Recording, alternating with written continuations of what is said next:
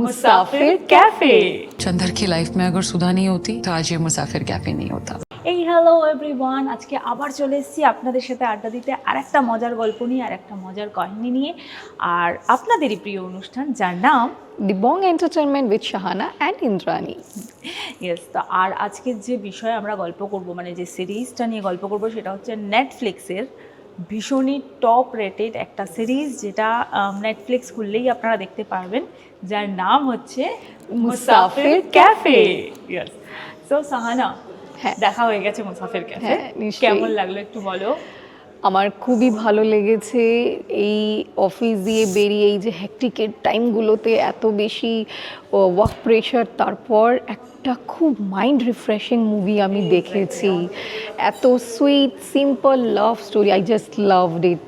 হ্যাঁ, তোমার একদম। কিরকম লেগেছে আমার বলো। আমারও ভীষণ ভালো লেগেছে, মানে চারিদিকে এত ক্রাইম, এত কমপ্লিকেশন, এত Right. কিছুর মাঝখানে এত সুইট, এত সিম্পল একটা স্টোরি, যেটা হয় না হৃদয় ছুঁয়ে যাবে। হ্যাঁ, heart touching movie, right. খুব ভালো লেগেছে। আর বাই দ্য ওয়ে, তুমি এটা বলো যে আমরা এখানে অনেকগুলো চরিত্র, অনেকগুলো ক্যারেক্টার দেখতে পেরেছি, কোন ক্যারেক্টারটা তোমার সবথেকে বেশি ইন্টারেস্টিং লেগেছে আর কেন লেগেছে? অফকোর্স, হ্যাঁ, আমি বলবো তোমাকে যে আমার সবচেয়ে ভালো যে ক্যারেক্টার লেগেছে সেটা হচ্ছে বিক্রান্ত মেসি। লাস্ট টাইম আমি তোমাকে বলেছিলাম তোমার খুব যে প্রিয় character। হ্যাঁ হ্যাঁ, Vikrant Messi from the time আমি 12th ফেল দেখেছি, ঠিক তারপর দিয়েই বিক্রান্ত মেসি আমার খুব ফেভারিট হয়ে গেছে। মানে আমি ওকে যে স্ক্রিন টাইমে দেখতে চেয়েছিলাম লাস্ট এপিসোডে, হ্যাঁ। আমরা যখন ভিউয়ার্সকে জানিয়েছিলাম, বলেছিলে। ডিসকাস করেছিলাম, রাইট? তা সেই টাইম আমার ওর যে কিউট ফেস খুবই ভালো লাগে। ওর এত অ্যাক্টিং, এত বেশি ন্যাচারাল, ও ন্যাচারালিভাবে এতটা বেশি অ্যাক্টিং করে যে আমার খুব ভালো লেগেছে। তোমার কিরকম আর লেগেছে ভালো বলো? তো আমারও লেগেছে, খুব ভালো লেগেছে। তার মানে তোমার বিক্রান্ত মেসির যে এই পুরো ব্যাপারটা ভালো লাগার মধ্যে আরেকটা জিনিস যেটা বলো আমাকে, কোন লুকটা বেশি ভালো লেগেছে? মানে অফকোর্স উইথ বিয়ার্ড ওয়ান, না বিয়ার্ডের সাথে দ্যাট ওই চকলেট বয় টাইপ আমার খুব একটা পছন্দ না। তোমার? আমারও অবভিয়াসলি বিয়ার্ড লুকটাই বেশি ভালো লেগেছে। আর দুজন হিরোইন আমরা দেখেছি, দুজন নায়িকা, তার মধ্যে একজনের নাম হচ্ছে সুধা, মহিমা, ইয়েস, সুধা, দ্যাটস বেদিকা আর অ্যান্ড মহিমা মহিমা হচ্ছে প্রীতি। প্রীতি, হিরোইন রাইট। আমরা পেয়েছি। তো দুজনের মধ্যে তোমার বেস্ট কোনটা লেগেছে, কোন ক্যারেক্টারটা? দুজনের মধ্যে হ্যাঁ, ক্যারেক্টার বললে আমার তো প্রীতিটা একটু বেশি বেটার লেগেছে। তোমার কোনটা বেশি ভালো লেগেছে? প্রীতি, অবভিয়াসলি প্রীতিকেই বেশি ভালো লেগেছে, কারণ ওটা খুব সিম্পল একটা চরিত্র ছিল, যেটা আমরা জেনারেলি করে থাকি, মানে স্বপ্নটাকে কম্প্রোমাইজ করে ভালোবাসাটাকে বেশি প্রায়োরিটি দিই, তাই না? তো এখানে অনেকগুলো জিনিস আমরা দেখেছি, যেরকম একটা হচ্ছে প্রায়োরিটি। এই প্রায়োরিটি ওয়ার্ডটা এই পুরো সিরিজে না ভীষণ ভালো করে এক্সপ্লেইন করা হয়েছে, তাই না? রাইট। প্রায়োরিটিটা কি মানে দেখবে আগে আমরা দেখতে পেতাম যে যখন ছোটবেলায় প্রেম করতাম, তখন একটা ব্যাপার ছিল, ফোন করলে কি ফোন করলে না, আর না খুব বিজি ছিলাম। কিন্তু এখানে আমরা রিয়েলাইজ হয়েছে যে বিজি বলে কিছু হয় না। এতটা বিজি কেউ থাকে না লাইফে যে তোমার 2 সেকেন্ডের কল দিতে বা তোমার আনসার করতে মেসেজের টাইম লাগে না, এতটা কেউ থাকে না। এখানেও সেই প্রায়োরিটি লেভেলটাকেই দেখানো হয়েছে। হ্যাঁ, মানে তোমার প্রায়োরিটি কি, তুমি কাকে প্রায়োরিটি দিচ্ছ? তুমি যখন রিলেশনশিপে আছো, তা তোমার তো হতে পারো তুমি বিজি আছো, বা যতই লাইফে আমরা বিজি থাকি না কেন, প্রায়োরিটিটা বেছে নিতে হয় নিজের সব সময়। স্বপ্ন আর সম্পর্ক, বাবা মা, ফ্যামিলি, আমাদের ড্রিম তো আছে, কিন্তু সেখানে ভালোবাসা, তুমি যাকে ভালোবাসছো তার জন্য তোমার কি কি কর্ম হতে পারে, তোমার স্বপ্নটা হতে পারে কিছু ক্ষেত্রে, যেটা আমরা সেকেন্ড হিরোইনে দেখেছি, সে তার স্বপ্নটাকে কিভাবে মানে চেঞ্জ করেছে, তার যে স্বপ্ন ছিল সেটাকে চেঞ্জ করেছে, সেটাকে একটু প্লাস মাইনাস করেছে, করে সে রিলেশনশিপটাকে প্রায়োরিটি দিয়ে। এইটাই তো রিলেশনশিপ বলতেই এটা বোঝানো হয় যে সবসময় নিজের ব্যাপারে ভাবা যায় না। আমি আমার পার্টনারকে কি তার স্বপ্ন, তাকে নিয়ে চলাটাই একটা রিলেশনশিপ। লাভ লাভ লাভ বললে তো এইভাবে লাভ হয় না। এক্স্যাক্টলি। আর একটা জিনিস যেটা আমরা ভীষণভাবে এখানে দেখেছি, এই সিরিজে দেখতে পেয়েছি, সেটা হচ্ছে পারপাস।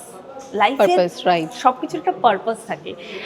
আমরা আজকে যে তোমার সাথে এখানে দাঁড়িয়ে আমি কথা বলছি, এটাও গড প্ল্যান, এটাও একটা পারপাস আছে। সেরকম তোমার লাইফে যখন কেউ আসছে, তার একটা পারপাস থাকে, তার সেই পারপাসটা যখন ফুলফিল হয়ে যাচ্ছে, সে কিন্তু হতে পারে তোমার লাইফ থেকে চলে যাচ্ছে, কিন্তু অলওয়েজ সেটা নেগেটিভ নয়। সামটাইম সেটা মেনে নিতে হবে। এটাও আমার True. মনে হয়েছে এই সিরিজে আমি যেটা পেয়েছি। যখন আমারও তাই, এটা অ্যাকচুয়ালি আই বিলিভ যে যখন কেউ তোমার লাইফে আসে সবার একটা নিজের লাইফের পারপাস থাকে। সেই পারপাসটা নট এভরি টাইম যে সেটা নেগেটিভ হতেই হবে তার কোনো মানে নেই। অনেক সময় অনেকেই তোমার লাইফের কিছু চেঞ্জেস এমন করে যায়, এত বড় চেঞ্জেস করে যায় যে তুমি ওকে যখন মিস করছো, মনে করছো, তখন একটা আলাদা হ্যাপিনেস আছে just because of that person তোমার লাইফে একটা চেঞ্জ এসেছে। তো একদমই তাই, হ্যাঁ, একদমই তাই। আর এখানে আরও অনেকগুলো জিনিস আমরা দেখেছি, যেরকম ফ্যামিলি, যেরকম আমাদের যে হিরো ছিল মানে বিক্রান্ত মেসি, মানে চন্দেরের ফ্যামিলি, বাবা মা প্রচণ্ড সাপোর্টিভ একটা ফ্যামিলি, প্রচণ্ড সাপোর্টিভ বাবা মা। মানে এরকম বাবা মা পেলে লাইফে সত্যি অনেকটা এগিয়ে হ্যাঁ। যাওয়া যায়, যে ছেলে মেয়েকে এতটা সাপোর্ট করে। আর তাছাড়া তো আরও যেটা হয়েছে, আমাদের ফার্স্ট হিরোইন সুধার মাকেও দেখেছি আমরা, খুব Right. সাপোর্টিভ ছিল। আর প্রীতিকে আমরা ভীষণভাবে দেখিনি, প্রীতিকে আমরা যেভাবে প্রীতির দেখেছি- আমার একটা ডায়লগ মনে আছে যেখানে প্রীতি ওয়াক করছে একজনের সাথে, যে ক্যাফেতে প্রায়ই এসে বসে হ্যাঁ, যে writer, সেই writer। আড্ডা দেয়, তাকে নিজের স্টোরিজ শোনায়। তাকে খুব ভালো একটা কথাও বলছিল যে আমি ওর এক্সের জায়গা নিতে চাই না। সে যে লাইফে যখন আসছে তোমাকে ওই জায়গাটা নিজে দিয়ে করে নিতে হচ্ছে, একদম। তাই না? তুমি কাউকে কেউ- রিপ্লেস করতে পারছো Exactly, না। কেউ কখনো কাউকে Replace replace করতে করাটা পারে উচিতও না। নিজের জায়গা তৈরি করে হ্যাঁ। নিতে হয়, একদমই তাই। আর আরও আর যদি কিছু এক্সপিরিয়েন্স, আর যদি কিছু ভালো লেগে থাকে তার মধ্যে একটা পয়েন্ট তুমি বলো এরকম কিছু। আরও আছে যে তোমার লাইফে যখন ক্যারিয়ার, তুমি একজন ক্যারিয়ার ওরিয়েন্টেড পারসন, আমি এটা আমাদের ভিউয়ার্সকেও বলবো যে অনেকেই এরকম ভেবে থাকেন যে লাভ করছি বলে, একজন রিলেশনে আছি বলে আমাকে আমার ড্রিমস, আমার যা ক্যারিয়ার নিয়ে আমাকে সেটা ভাবনা গিভ চিন্তা আপ যেটা। করতে হবে, এমন কোনো ব্যাপার নেই। লাভ তোমাকে সেই জিনিসের স্ট্রেংথ দিচ্ছে। সো নিজের ক্যারিয়ার তো নিজেকে তৈরি করতেই হয়। বাই দ্য ওয়ে সাহানা, সিরিজটা তুমিও দেখেছো, তোমার এরকম কিছু পয়েন্ট বলো যেটা তোমার খুব টাচি লেগেছে, বা আমাদের নতুন জেনারেশনের জন্য সেটা কতটা কি কার্যকরী হতে পারে বলে তোমার মনে হয়? আমি বলবো যে আমাদের ভিউয়ার্সদেরও বলবো যেটা, যে আমরা রিলেশনশিপ দিয়ে খুব বেশি এক্সপেকটেশনস রেখে নিই। এত বেশি এক্সপেকটেশন যে আমি একটা রিলেশনশিপে আছি, আমার বয়ফ্রেন্ড বা আমার পার্টনারকে এইগুলো করতেই হবে, এইগুলো আই থিঙ্ক একটু এই জায়গাগুলোকে আর খুব ভুলে তাড়াতাড়ি গিয়ে, breakups হয়ে হ্যাঁ, যাচ্ছে। ব্রেকআপগুলোই এই কারণে হয় ইন্দ্রাণী। আমি বলবো, আমি আমাদের নিউ জেনারেশন যে জেনজি, আমি তাদেরকেও মেসেজটা দিতে চাইবো যে সব রিলেশনশিপ দিয়ে সব সময় যে কিছু একটা পাওয়ার আশা রাখতে হবে তার কোনো একদম, মানে নেই। একদম। আমার পার্টনার কি চাইছে, আমার পার্টনারের কি ড্রিমস আছে, তার সেগুলোকেও ক্যারিয়ার নিয়ে সে priority কি দিতে ভাবছে, হবে। 100% তার সেই প্রায়োরিটিগুলো দেয়া ইজ ভেরি ইম্পর্টেন্ট, তাই না? তোমার কি মনে হয়? এক্স্যাক্টলি, আমারও সেমটাই মনে হয়। হ্যাঁ। আর কিন্তু আমার একটা জিনিস যেটা ভীষণ অদ্ভুত লেগেছে, সেটা হচ্ছে এর এন্ডিংটাতে কোনো রকম ক্লিয়ারিটি ছিল না, কিন্তু যেটা বিষয়বস্তু যে ক্লিয়ারিটি ছিল না বলে আমরা একটা জিনিস এক্সপেক্ট করতে পারি, এটার পার্ট 2, মানে সিজন 2 তো আসবে। সিজন 2 আমারও মনে হয় সিজন 2 আসবে।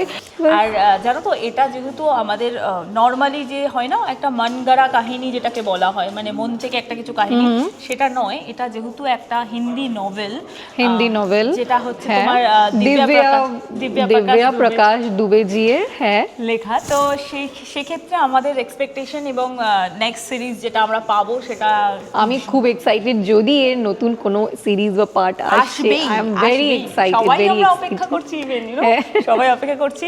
ওহো, আর কিন্তু বেশি কিছু বলছি না, কারণ এর থেকে বেশি বললে জানো তো আর আপনাদের কিন্তু- স্পয়লার হয়ে যাবে, আর আপনারা হয়তো সেই এক্সাইটমেন্টটা নিয়ে আর দেখতে পারবেন না। তাই অবশ্যই দেখতে হবে মুসাফির ক্যাফে। এক্সিলেন্ট একটা লাভ স্টোরি, আবারও বলছি, অবশ্যই দেখবেন। Simple and amazing story. হ্যাঁ, আর অবশ্যই দেখে আমাদের জানাতে হবে। আর আমাদের জানাতে গেলে কি করতে হবে? প্রচুর কমেন্ট, ভরে কমেন্ট করবেন, জানাবেন কোন ক্যারেক্টার আপনাদের ভালো লেগেছে, কোন ইমোশনস আপনাদের হার্ট টাচিং লেগেছে। আর সেই নেক্সট আপডেটস জানতে হলে আমাদের ভালোবাসা দেবেন আর আমাদেরকে ফলো করবেন। আচ্ছা, আরেকটা ইনফরমেশন যেটা সবার জন্য, সেটা হচ্ছে আমাদের এই চ্যানেলটাকে অবশ্যই আপনাদের ভালোবাসা দিতে হবে, এবং ভালোবাসা দেওয়ার জন্য যদি আপনারা প্রচণ্ড ভালোবাসা দেন লাইক শেয়ার কমেন্ট করে, তাহলে আপনাদের মধ্যে থেকে একজন পেতে পারেন আমাদের সাথে আমাদের এই প্ল্যাটফর্মে এসে আমাদের সাথে আড্ডা দেওয়ার সুযোগ। Right. তো আশা করি আপনাদের এটা অবশ্যই খুব ভালো লাগবে, খুব এন্টারটেইনমেন্ট একটা ব্যাপার। আপনারাও আসতে পারেন এই প্ল্যাটফর্মে আমাদের সাথে আড্ডা দিতে নতুন একটা গল্প নিয়ে। Shahana and Indrani. Yes, so দেখা হচ্ছে আরেকটা এপিসোডে আরেকটা নতুন গল্প নিয়ে। ভালো থাকবেন, সুস্থ থাকবেন, টাটা।